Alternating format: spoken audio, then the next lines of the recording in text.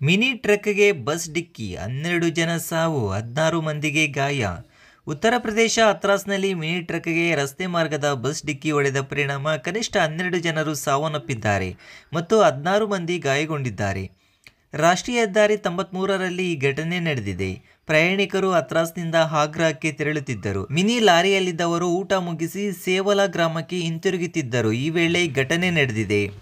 ಇನ್ನು ಗಾಯಾಳುಗಳನ್ನು ಜಿಲ್ಲಾ ಆಸ್ಪತ್ರೆಗೆ ರವಾನಿಸಲಾಗಿದೆ. ಈ ಗಾಯಾಳುಗಳ ಸ್ಥಿತಿ ಗಂಭೀರವಾಗಿದ್ದು ಸಾವಿನ ಸಂಖ್ಯೆ ಮತ್ತಷ್ಟು ಹೆಚ್ಚುವ ಸಾಧ್ಯತೆ ಇದೆ.